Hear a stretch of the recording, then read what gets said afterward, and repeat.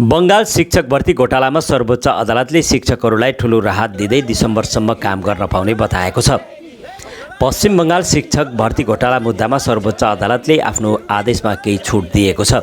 कक्षा 9 देखि 12 का विद्यार्थीहरूको शिक्षामा कुनै अवरोध नआओस् भन्ने उद्देश्यले भर्ती अनियमितताका कारण नियुक्त सहायक शिक्षकहरूलाई पुनर्स्थापित गर्न पश्चिम बंगाल सरकारको निवेदनलाई सर्वोच्च अदालतले स्वीकार गरेको छ। यस शैक्षिक सत्रमा विद्यार्थीहरूलाई कुनै नोक्सानी नहोस् भनेर अस्थायी रूपमा यस प्रकारको राहत दिइएको बताइएको छ। कक्षा 9 देखि 12 सम्मका शिक्षकहरूलाई शैक्षिक सत्रको निरन्तरताका आधारमा केही समयका लागि आफ्नो पदमा रहन अनुमति दिएको छ। यता अदालतले समूह C र D का कर्मचारीहरूलाई कुनै राहत नदिने स्पष्ट पारेको छ। प्रधान न्यायाधीश सञ्जीव खन्नाको नेतृत्वको इजलासले आफ्नो आदेशमा राज्य सरकारले मई 31 सम्ममा नयाँ भर्तीका लागि विज्ञापन जारी गर्नुपर्ने शर्त पनि राखेको छ। नयाँ नियुक्तिहरू दिसम्बर 31 सम्ममा सम्पन्न गरिसक्नुपर्नेछ। अदालतले यसो नगरेमा कडा कारबाही गर्ने पनि जनाएको छ।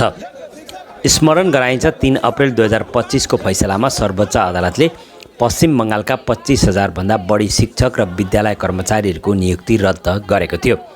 विद्यार्थीहरूको पढाइमा क्षति भएको भन्दै राज्य सरकारको अनुरोधमा अब शिक्षकहरूलाई काम गर्न अनुमति दिएको छ। 2016 मा पश्चिम बंगाल स्कुल सर्भिस कमिसनले सञ्चालन गरेको भर्ती परीक्षामा 23 लाख भन्दा बढी उम्मेदवारहरूले परीक्षा दिएका थिए। यीमध्ये 25,000 भन्दा बढीले नोकरी पाएका थिए। यसमा ठूलो मात्रामा भ्रष्टाचारको आरोप लगाइएको थियो। सर्वोच्च अदालतले आफ्नो फैसलामा 2016 मा भएको सम्पूर्ण नियुक्ति प्रक्रिया हेरफेर र धोखाधडीले भरिएको पनि बताएको छ। राजधानी में कौन जगत शिक्षाकर्मी कौन जगत शिक्षाकर्मी कौन जगत शिक्षाकर्मी कौन जगत शिक्षाकर्मी रहेगी हमारी लड़ाई जारी रहेगी जारी रहेगी जारी रहेगी जारी रहेगी रोटी रुचि